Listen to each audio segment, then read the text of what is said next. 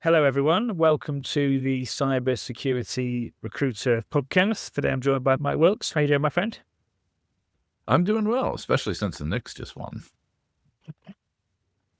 So you're talking to a man that knows nothing about American football or even knows nothing about British or English football. So I know the World Cup's on. I know that much. Yeah, the Knicks is a basketball team. Yeah, okay, yeah. I did see some things on.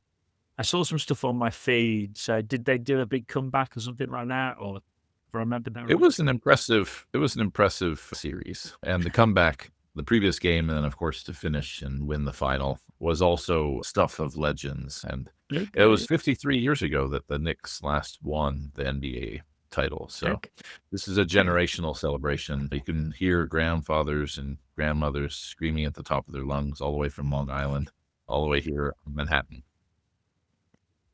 Cool, yeah, very good. I did a post about it the other week because being a British guy, I often get asked about Man United and Arsenal and Chelsea, but I literally, I couldn't explain the offside rule if you paid me $1 million. I mean, nothing about football, so I have to try my best. But there you go. But yeah, you're in a good mood today then. We've caught you in a good mood. Yeah, I had a really great week last week. I was at Google's offices in Hudson Street for a Mythos Glasswing CISO gathering. And then Tuesday, I was at the Harvard Club for a CISO summit, the Hunter Muller groups, and I was moderating a panel discussion and got to meet former CISO for IBM, Shyamala. Good connections there.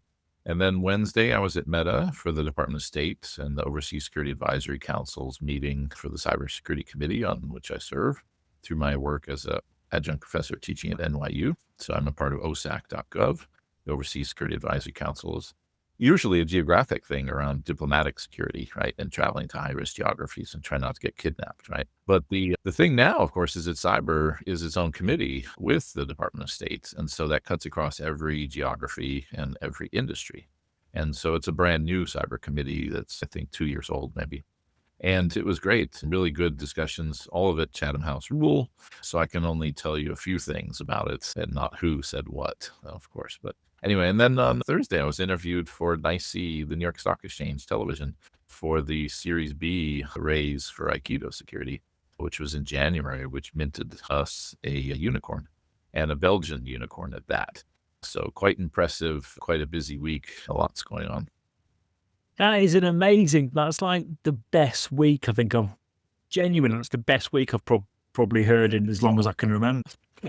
There was some personal highlights as well, with going to go see my daughter's graduation from Juilliard's pre-composition program and my son performing a concert at Rose Hall at Lincoln Center and all sorts of great stuff happening. So yeah, busy times personally and professionally. There's definitely some stuff to dive into that. And obviously, it'd be nice to hear about the TV interview. That would be good. Obviously, Mythos will be information you picked up there at Google. And most of it would be nice to hear more about. Before we dive into it, Mike, I'm just going to do you a bit of an intro for the listeners that don't know who you are. So you've had a hell of a career. You was a group manager at CME. You've been a CISO at Marvel Entertainment. You've also been a CISO at Lark Help. You're a board member of the Jazz Museum in Harlem, which I thought was pretty cool. Mm-hmm. You've been a CISO and advisor at Security Scorecard. You've also been a CISO for Major League Soccer. You mentioned there you're a professor and lecturer in various different capacities. There's some other stuff you're doing as well in addition to all this. And you're currently the enterprise at Aikido Security. So yeah, welcome to the show, mate. You sound like you're a busy man. Thanks. Yeah, I've got 5 or 6 jobs besides teaching at Columbia and at NYU. I'm a part of the World Economic Forum Quantum Security Working Group, so I'm contributing to case studies on white papers on, imagine the Reese's peanut butter cup of hype cycles, right? Where you take quantum and you take machine learning and you put it together, QML, right? What we're experiencing right now with the billions of investments in AI and agentic is nothing, I think, compared to the hype cycles that will be built up around the merger of those two new emergent technologies, so quantum and AI. Yeah, I just feel like there's so much going on in the security world. I think me and you spoke about it before when we were saying security just seems so boring 4 years ago compared to what it is now. It's just so exciting, and security and AI is becoming so heavily intertwined, and it's just like I think this will be looked back as one of the most exciting times to be in the industry. Yeah, definitely. I always like to try to think back from the future, put my head into the future space. And one of the things I think people will be nostalgic about at this point in time is actually privacy and having the possibility of a modicum of privacy. 20 years from now, people will know that every recording, every footstep, every heartbeat will be recorded, right? There will be no privacy, or at least privacy will be the ultimate luxury good, right? To be able to buy an hour of privacy will be very expensive, I think, in the future. To not be tracked, right? Your iPhone or other devices have accelerometers in them, right? They can track you just like GPS. Even if you turn off GPS, the accelerometer knows the exact footprint of me taking the subway train up to Columbia, the acceleration, how long I'm traveling at speed, and machine learning can analyze that data. There's a brilliant white paper from a group in Germany that published it. They can tell if you're drunk, they can tell if you're pregnant, they can tell how old you are. And so someone may have to be paid to carry my phone and to walk just like me and to walk where I would walk, right? In order to have an alibi, right? For me to, again, have a moment of privacy. Wow. You're educating me with some stuff there, Mike. I really didn't know that the kind of world we're living in these days. Yeah, you live in a surveillance state, right? The UK citizens are not, you're not citizens, right? You're subjects.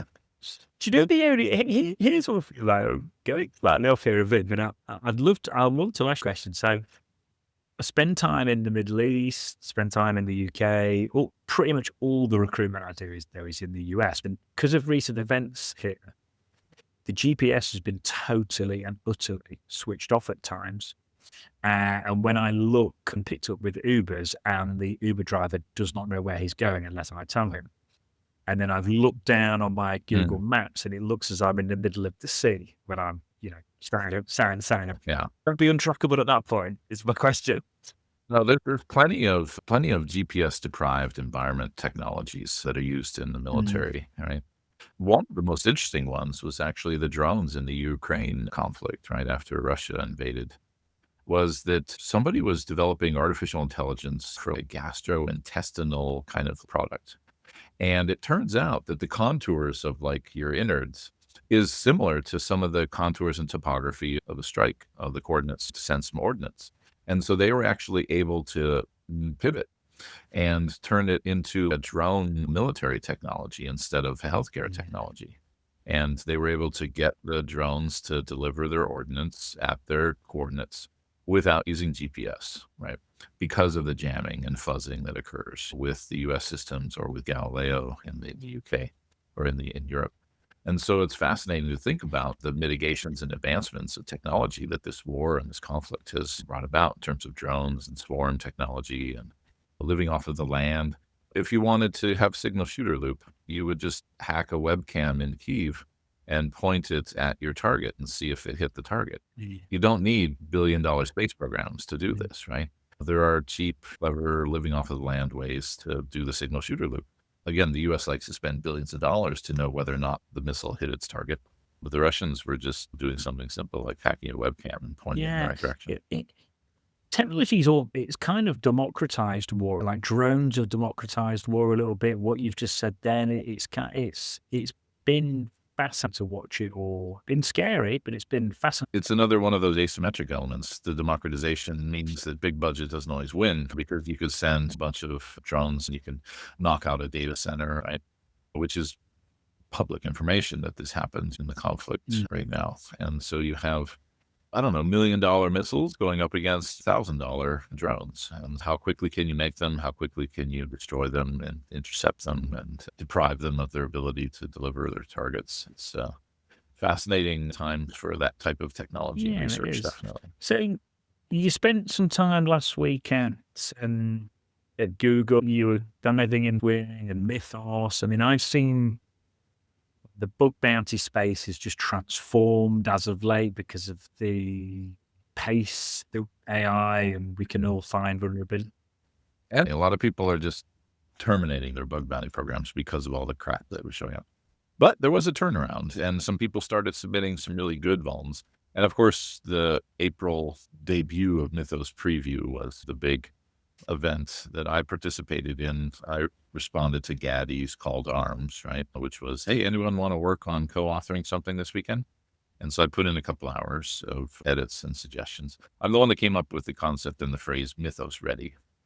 And I wanted something that captured the possibility of being empowered, right? Not just call it the vuln-apocalypse or something like that, right? But I also wanted to be able to communicate the fact that there are no Mythos ready organizations, meaning even Anthropic itself is not ready for this next phase of attacks and agentic capabilities. And we've had some calls since that first white paper was published, that brief. And we had this gathering, right? And they did one in San Francisco at Salesforce, the one here in New York at Google, and then one in DC at Microsoft. And so I think ours was on like June 8th or 9th, and then the one in DC was on the 9th or 10th. And again, Shadow Mouse rule, but the general consensus is that this is a real capability. People that are in Glasswing were talking about their findings and their abilities. And yes, it was a brilliant marketing stunt, or I guess campaign, where we said we created a badass inner model that's so uncool that it's not allowed to play with other children. It's going to be homeschooled, right? It's going to be kept back. We're only going to let some people have it. And then something was just like major up in arms about our allies and threat intelligence researchers in the UK or in other countries. And then, of course, having the administration jerk the chain on Anthropic and say, oh, by the way, we're going to classify this as like nuclear research level munitions, and you can't share it with any foreign nationals, whether they work for you or otherwise. And so Anthropic was forced to pull Fable 5 back and Mythos 5, which are like the brothers of Mythos Preview. And you can imagine they were trying to successively make it safer, right? So Fable 1, still too dangerous. Fable 2, still too dangerous. Fable 3. I imagine if you've seen Star Wars, this is like Snoke, the supreme commander. Because at one point they reach the Sith planet, right? And there's 5 or 6 Snokes pickled in a vat underneath. And these are all the previous versions of Snoke that didn't make it. And so I'm drawing an analogy here, right, between Snoke and Anthropic and Mythos. But anyway, so I think that they're discardable. And we always thought that they're the puppet master, right? But it turns out Snoke was just a puppet. Emperor Palpatine with on the strings. Someone was still alive. But anyway, so what does that mean? What is the analogy here? So Fable 1, 2, 3, 4, they're sitting in cyber formaldehyde, right? In the basements of Anthropic somewhere. Never to see the light of day.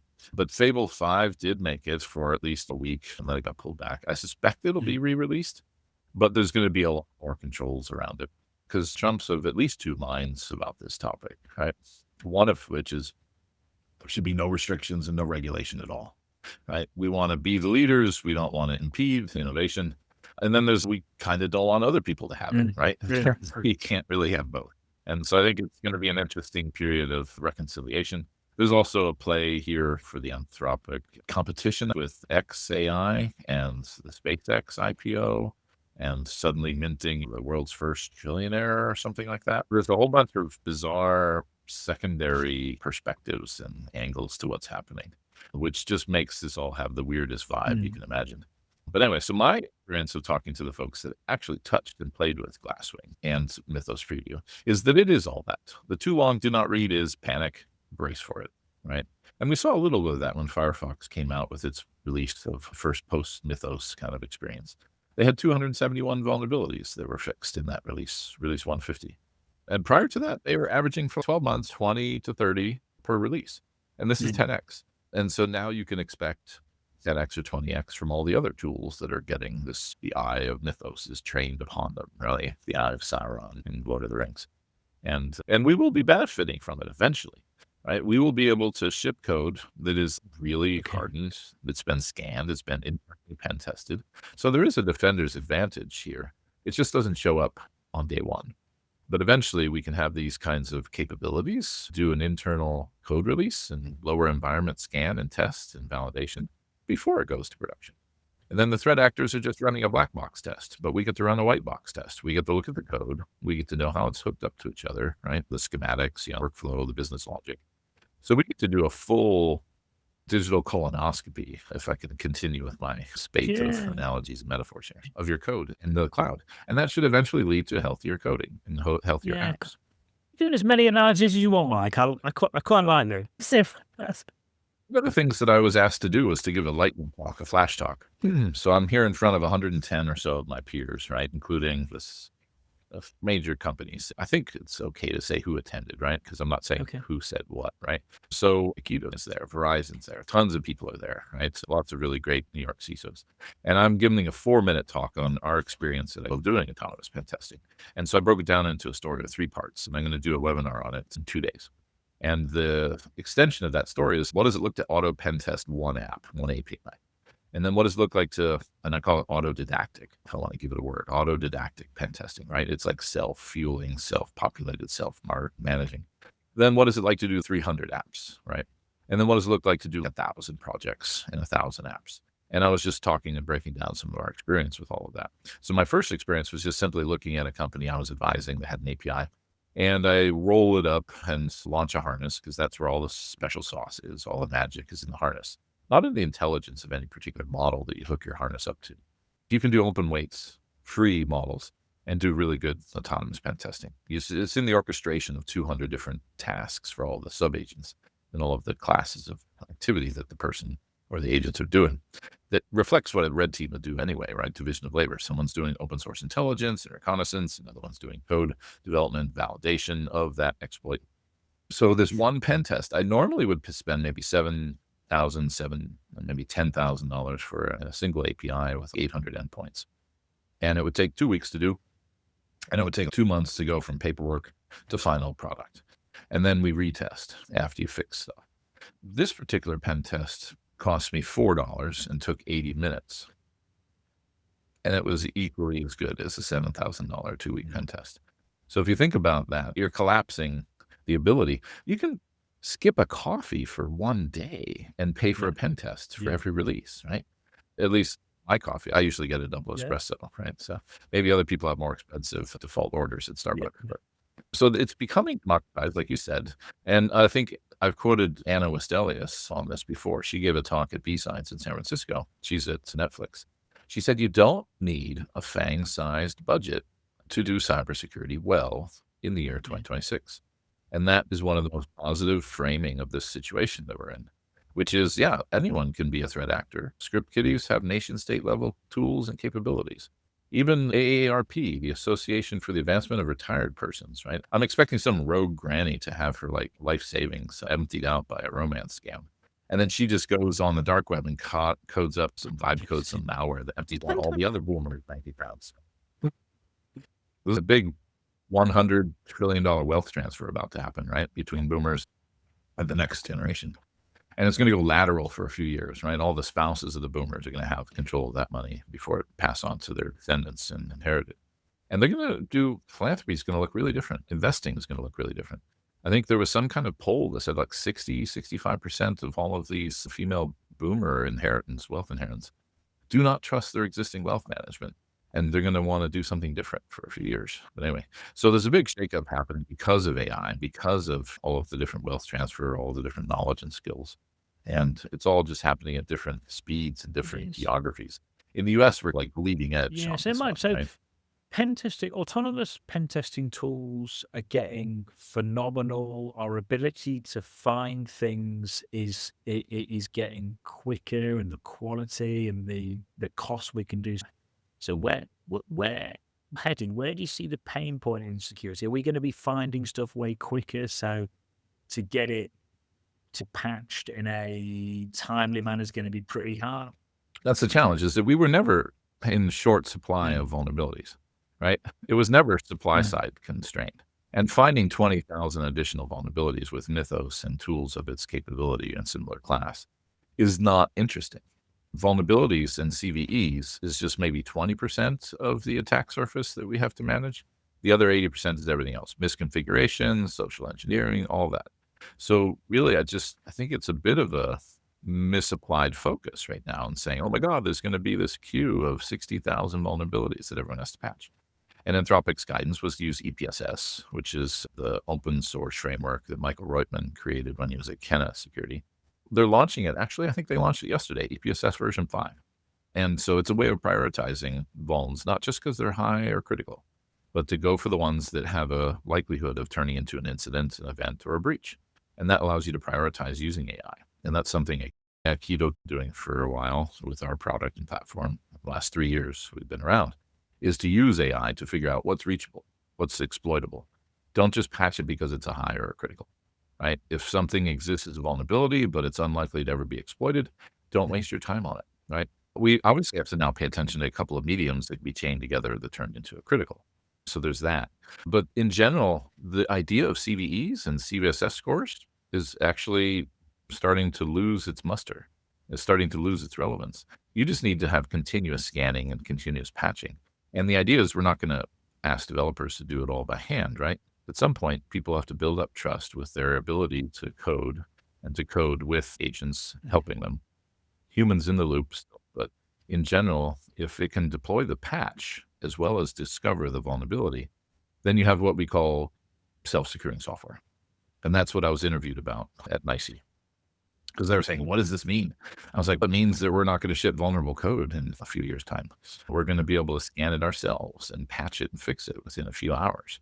I think the vulnerability remediation used to be like 14 days for an internet-facing critical, right? Like CISO and government level, 14 days. Are you kidding? And so ISO was rumored to be wanting to cut that down to 3 days and say internet-facing critical vulns for government agencies has to be patched within 3 days.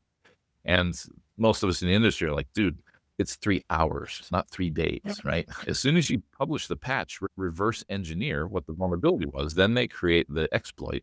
And that happens like mean time to exploitation for a 0 day is broaching 3 hours now and going down. So if it's eventually totally secure, yes, we're finding loads of vulnerabilities and CVEs, but as you mentioned, that's only 20% of the problem. So where's the real value? Is the value going to be guys like you and a guy that can communicate really going, look, you've got all this stuff going on, you've got all these vulnerabilities, all these CVEs. This is where you need to focus your time. This is where you need to prioritize. Is it going to be communicating what the hell is going on with all this noise? Is that going to be the value? I'm trying to work out where what bullet on my resume is the one that matters most now. Yeah. I think it's the soft skills, because everyone's going to have to cede the fact that AI can produce a good analysis, right? Gartner's running scared. Gartner used to get paid 6 figures for a PDF. Now you can produce that PDF in a couple of seconds. And it's pretty good, right? Especially if you're summarizing historical things. It's not so good maybe at predicting the future. But in general, if you want to come up to speed on a subject and have Cliff Notes on steroids, you can craft a good prompt and you can get a good answer and you can go into the meeting and pretend you're an expert on a subject that you just started reading about 5 minutes ago. So the real thing isn't analysis and being an analyst. The real thing is convincing people with soft skills on what they should actually do when they read the analysis, right? What's the too long did not read? What's the 3 choices you're going to elevate to the board to decide on for the path forward? The path forward may be produced, like I said, really quickly with agentic and LLM capabilities to put all the right words together. But you still need the soft skills to communicate it in a language that the pointy-haired boss and the Dilbert cartoons would understand, or to my parents, or to your average accountant or lawyer, because that's a majority of a lot of the boards of directors, right? So you need to be able to be adept with metaphors and analogies, which is great because that's my superpower. Yeah. And having been the ether of Marvel, I like to think in terms of superpowers. And so my name is Professor Eclecticus, and I have this superpower of analogies and metaphor. Cool, right? Yeah, thanks. So basically, being able to convince, persuade for the right reason, articulate yourself clearly. Yeah, but you have to be able to listen, right? That's the other skill I think that's in short supply. To be able to listen to the board and understand their parameters for risk and mitigation of risk.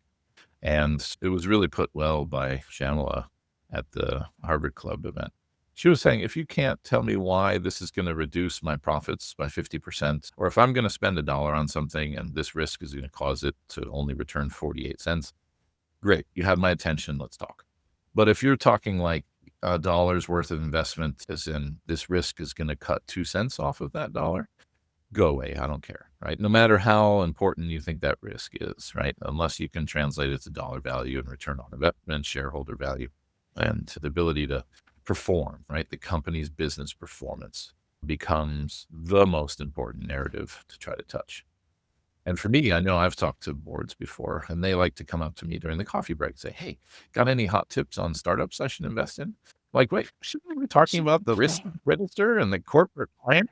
Like, no, I just want to know what the next whiz is or something, right? And so I tell them it's, of course, Aikido. Yeah, okay, cool. Mike Horton, solve a lot of the maybe the run while ago on CVs. Do you think, like, I was looking at something, I don't even know if there's a proper name for it yet, but like API draining or token draining, where someone attacks and just purposely just drains the tokens of it to make them spend loads of money they didn't spend. And that's probably something that would really pique the interest of members up, because it relates to money and like prompting and an indirect prompt injection. Is AI going to be able to solve all these new vulnerabilities that have sprung up as a result of AI? Yeah, I think that there's a general feeling that OSI layer 8, if you know the OSI model, it goes up to layer 7, right? Which is the presentation layer. OSI layer 8 is Okay. wetware, the gray matter between your ears, right? That's the most vulnerable layer of the stack, right? That's going to remain vulnerable, right? Regardless of agentic capabilities and autonomous AI. You're still going to have people that are going to be attacked, socially engineered. I would think right now with Shai-Hulud and NPM, you have all these supply chain attacks to get on the developer's workstation. But once that all gets buttoned up and fixed in many ways, and Aikido has a product that we just launched for that called Aikido Endpoint. So we're branching into the endpoint protection space just because we are focused so much on what the developer world is like. You've heard the phrase, free your feet, your mind will follow. It's like a get out and touch grass directive for people. And I think the cybersecurity equivalent might be free your developers, your security will follow. So don't focus on trying to make a secure organization. Try to focus on solving the problems developers face, and then you'll end up with a secure organization. And so it's an indirect way, just like the Little Prince. If you want to build a ship and sail the ocean, you don't instruct a bunch of men to go get some wood and some canvas and some rope and some nails. You teach them to yearn for the vastness of the open sea, right? And that's the kind of motivation and leadership that I think we need in this moment in time and security, to teach people to yearn for the outcomes that we want from these tools, whether it's software development or auto manufacturing or food or even education. As a professor, a lot of professors are feeling disrupted by the fact that they thought their product was teaching kids to regurgitate 2,500 word essays on demand, right? Now they can do that with 10 seconds in one token, right? So the token thing is fascinating because there's a really dumb gamification that started, right? You heard about Uber. They budgeted 12 months of token consumption. They blew through it in 4. There's a stupid use of tokens, right? I heard about the most stupidest use of tokens, and someone was using tokens in AI to do find and replace on a Word document. Find into Word and other text editors. Come on, people, right? And so as we get dumber and dumber about coding and software and what ought to be a problem and how do we solve it, if all we have is a hammer and every problem looks like a nail, if all we have is AI and a frontier model, it's just going to make Jensen and these other investors very wealthy. So I've been advocating for small language models. I was at a boutique hotel conference a couple of weeks ago here in New York and talking about how you don't want your data to go up to train the frontier models. And they'll eventually send an oops and say, hey, remember we had this little checkbox that said don't train? There was a bug and we ended up training, right? And that's what Microsoft did with all their purview and their data classifications. They were training on all everyone's sensitive data and they said, oops, there was a bug. So if you want to avoid the possibility of that, then you load up like a 3.2 billion parameter on your laptop with Obama. And I wrote up a how-to for the investors that came to the conference and said, do this. 80, 90% of your uses for these tools can run on a 16 to gig laptop. And you don't have to go out there and expose yourself to the privacy risk, to someone jerking your chain and turning off the model that you load, right? Build up your own model, build up your own skills, and do it on a local laptop. So I think there's actually a sort of counter swing happening now. NemoClaw and OpenClaw was one of those. All the Mac Minis people were buying up because they wanted to run and play with this stuff on local hardware, local GPU. That, I think, is a very real reaction to the frontier models sucking up all the oxygen in the room. I think what you just described about the usage and the smaller language models, as the VCs and the private equity companies the VCs stop subsidizing, what you've just said, Ben, is just going to become more and more and more important. I saw some crazy story. I'm sure it was $400 million in a day that some companies spent or something crazy. I might not be, but I mean, it was some crazy stats I'd seen that people were spending. It was just standardized. So this is going to be a big thing. I think the usage, big thing. Yeah, we have no idea what the token costs, and that's one of the discussions we had with the Glasswing folks. take advantage of it now because you don't know if it's going to be around. And you can do brain surgery on some of these models, and you can do what's called ablation, right, where you pull back its refusal and turn it into an uncensored model. Like White Rabbit Neo, for example, was an InfoSec model that would say, hey, you want me to hack this Fortinet? I'm on it. It wouldn't say I can't do that. That's not allowed, right? And so people are working on peeling back and doing brain surgery on these models to remove their refusals, right, and keep the model still able to function. So there's all sorts of things. I think it's a GitHub project called Heretic that lets you do that. And then they publish the model up on Hugging Face. And so that's really the supply chain risk. Somebody sourcing a model or an agent or a package, again, supply chain risk, but at the model level, right? That would be a good tabletop exercise for people to work on right now. What would you do? Can you actually disconnect from Claude? Can you actually disconnect from OpenAI? And what would be the conditions in which you'd have to? What would be the risk to your organization, right? Or what if it just simply went away and no one knows what to do for the next day because they have all these workflows automated? And then, of course, what was it? The acquisition of Cursor, right? SpaceX, XAI just spent like $60 billion to acquire Cursor.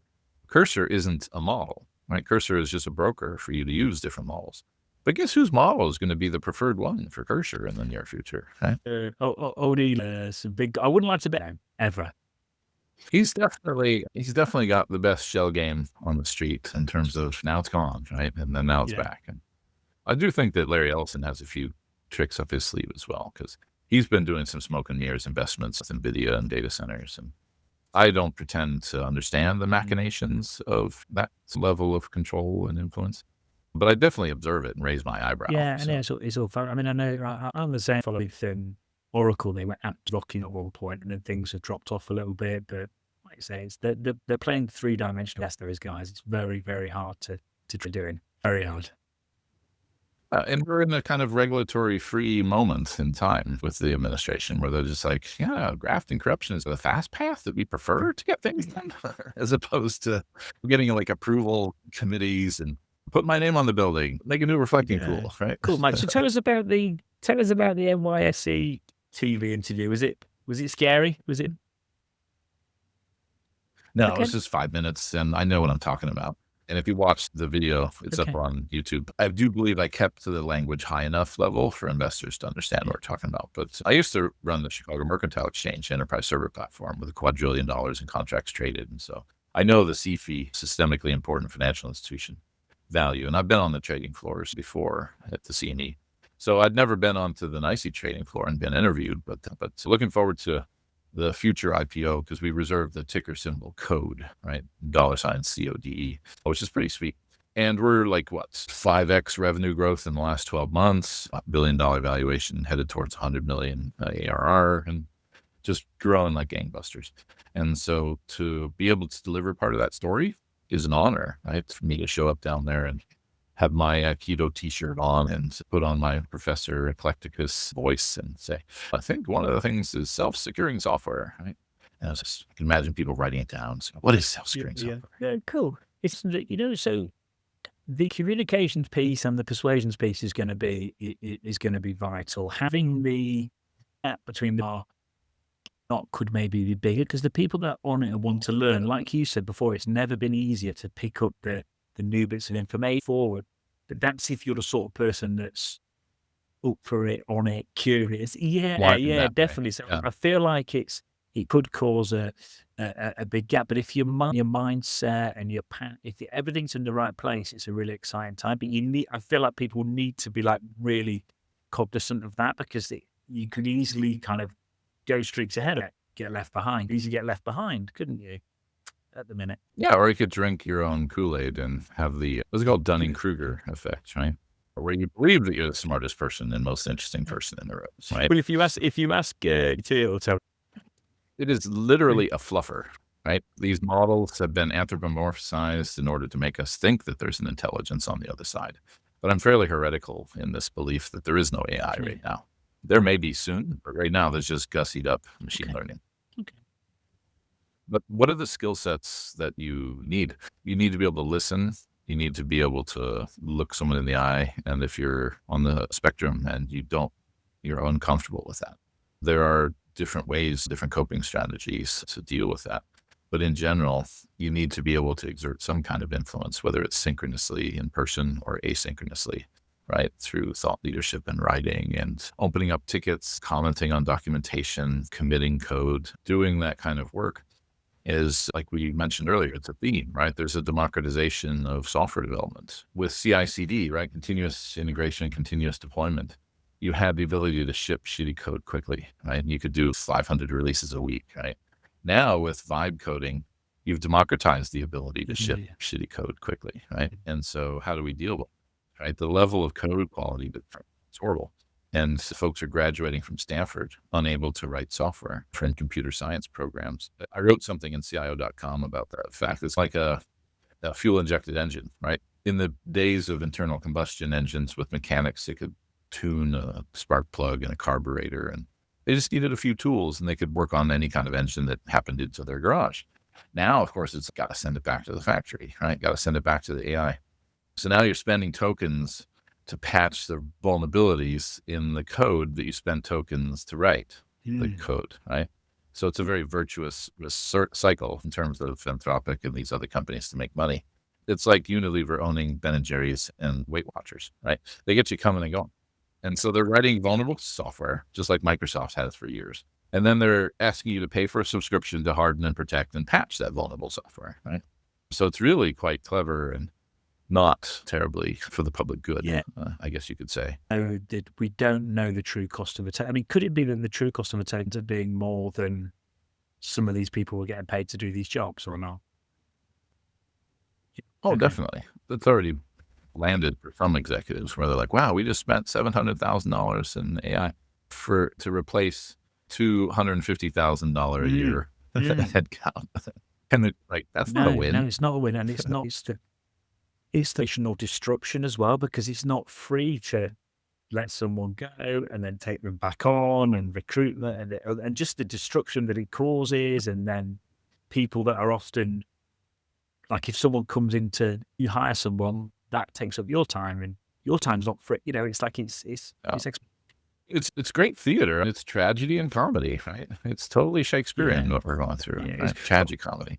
And the idea that upper management hasn't really clued in yet. They think they can replace all these folks with the script, but they don't know the real cost of the token. Yes, the costs of using Mythos has gone down, right? They reduced the cost for people to use Fable 5 and Mythos 5, but it was only 40% of a really big number previously. And that really big number wasn't rooted in reality in terms of data center, power, water, right? All the things that go into this have yet to be properly worked out. Or if they have, they're just like, well, that'll never fly. How do we make this into a virtuous hype cycle instead, right? Mark Zuckerberg said something, I think it was 3 or 4 days ago, and there was some statement put out saying that he might have regretted the amount of people he's laid off and he's not getting the gains that he thought he was going to get. And I was like, is this the beginning of it or just nothing back the other way? I don't know. It's so hard to predict the future at the minute, like really hard. No. But I would recommend to your listeners that people invest in people and that we collect people now. We don't collect logos, right? You're not working at General Electric for 50 years and getting a gold watch on your 50th year, right? And so make those human connections, have a network, because when someone hires me as a CISO or as an advisor, they're hiring my extended network of second-degree connections and third-degree connections. And so when I just passed, I think, 17,000 connections on LinkedIn recently, that's also my posse, right? That's my knowledge base, right? That's my been there, done that experience, not just a fluffer hallucinating AI prompt telling me all is going to be well, right? And that, that was a brilliant question you just asked. And do you know what? What you've just said, I think AI and technology and automation, I think it's amplifying the importance of relationships. And I'm seeing it on the recruitment side of things as well, because we pay for every fancy tool you could imagine. And we've used them to reach out to people that I know to try and get them on my diary to save me time so I can just speak to them about vacancies we've got. And half the time they're not working. I'm just picking up the phone and ringing someone, and they're like, I didn't reply because it was AI. I'm like, okay, anyway. And it's just like, it's like the value of that network. I'm almost imagining this world where it's just getting so noisy online. I think LinkedIn are going to have a big problem policing the AI on the platform. They do already. There's people in the Philippines being paid $7 an hour to trump up your posts and comment. And they're using algorithms and AI to do it. And sometimes they do it inappropriately. Hey, 9/11 anniversary, big win. Right?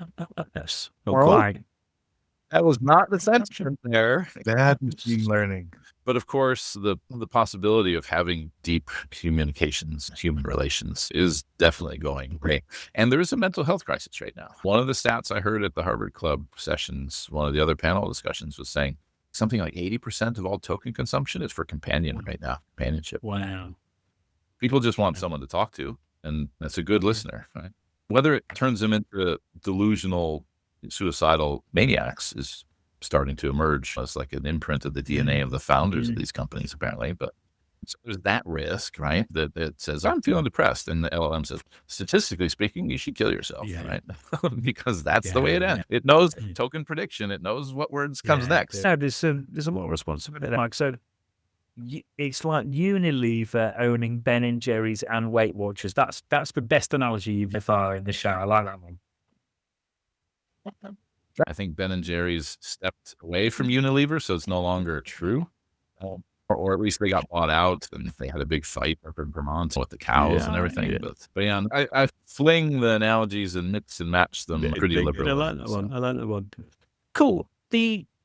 I normally ask towards the end of the show what used to say what book most positive impact on you or made you the best version of yourself, but it could be book, it could be online content, it could be podcast. Is there anything in particular that you're consuming or you've consumed recently that's helped you look up the listeners, my friend? One thing that I've been doing, I guess it's like a recipe for fun that I would want to share. So when I was preparing a keynote for Secure World last year, I was given the stage for keynoting in Boston, New York, and Philadelphia. And the theme of the conference that year was Once Upon a Time in Cybersecurity, right? So you're thinking fairy tales. So I immediately go to Snow White and I think about mirror, mirror on the wall, who's the most vulnerable of all? And so my talk was on third-party risk management, right? And it was great. The analogy, the metaphor. I even started by quoting Michel Foucault and talking about identity and how we have these mirrors, vanity mirrors, you have travel mirrors, you have funhouse mirrors that make you look taller than you are, right? And it was this idea of third-party risk is looking in the mirror and looking at yourself, but also who comprises your entire application stack. And it turned out really well. I really liked it. And I wanted to have some really cool walk-up music while I'm like heading up to take and give the presentation. And I didn't want to just go to Eminem, Lose Yourself, right? Because that's copywriting. And having been the former CISO at ASCAP, I'm sensitive to authors' rights. So instead, I took my deck with the speaker notes, threw it into ChatGPT, because it's going to become public content anyway, right? I said, give me some lyrics for a song. And then I took those lyrics over to Suno.ai, and I said, give me a jazz hip hop with these lyrics. And so it came up with this really awesome song, Mirror on the Wall, featuring Professor Eclecticus or whatever, right? I put it up on SoundCloud and it's great. They were jamming out at the sound check. The team was like using it to set up the night before. And I play it. It's great. And people are loving it. And it resonates with the theme of my talk, of course. And then at Philadelphia, someone came up afterwards and said, that was a really fun song. Can I get the full MP3? I want to use it in my spinning class. I was like, oh, there we go. So now you make a musical summary of your presentations, right, with AI, and you could experiment with these tools. So I did the same thing with my B-Sides presentation for San Francisco. And the B-Sides theme in San Francisco this year was B-Sides the musical. So I went immediately to like Hamilton, You'll Be Back. And I said, take my deck, take my presentation, turn it into a song, blah, blah, blah. And out comes You'll Be Pwned, right, which was great because I was talking about resilience and accepting failure and embracing it as a form of strength. It's not about being afraid of being attacked. It's how quickly you can stand up with confidence afterwards. So I talk about breach cadence instead of breach likely. And anyway, it turned into a track that was really fun and engaging and people loved it. A couple of Google engineers came up afterwards. It's the best presentation I've been to all year. Can I have a copy of your deck? I want to bring it back to my team and preach the gospel according to Professor Eclecticus. So can you send me those songs on LinkedIn? Can you feed me them across? Yeah. I'm in gym morning, so I'll give it a blast. The You'll Be Pwned one is awesome. And my apologies, of course, to Lin-Manuel Miranda, because Suno.ai is basically copyright infringement as a service. And so here I am promoting its fun uses. But we shouldn't actually stop going to go see live music and live musicians, right? As a jazz drummer, former board of trustees for the National Jazz Museum in Harlem, I don't want people to think that AI music is good. It's not, right? But it has its place, right? It can be fun, right? It can deliver a point without a lot of effort. But maybe part of the whole point of education and skill is the effort. It's the cognitive work that everyone thinks they can just offload to a prompt. And so maybe the real thing for education as a product and our digital society is that we engorge ourselves like Rome burning with these vomitoriums and things. And everyone's just like having all this luxury and all this excess. And then eventually we get back to being aesthetics and stoics. We wander around with a lantern like Diogenes looking for an honest man. Right? You're right. There's something about like the process grind, just like it's the journey. It's not the diploma. You don't go to college at Columbia. At least I don't go to college at Columbia to get a piece of paper, right? It's to meet colleagues. It's to learn. It's to go through that work, that cognitive effort. And that effort has to be uncomfortable for it to stick, right? It can't all just be instant gratification, like a dopamine hit for a like on a social media channel. Yeah, right? I think you hit the nail on the head when you said the journey, because I mean, I've got friend agencies and sold them and then got really down. I've known people that said they were going to take some time out and literally within weeks they're just building another back of work. It's just it's like that was the story of the OpenClaw founder. I think his name was like Jeff Steinberger or something like that.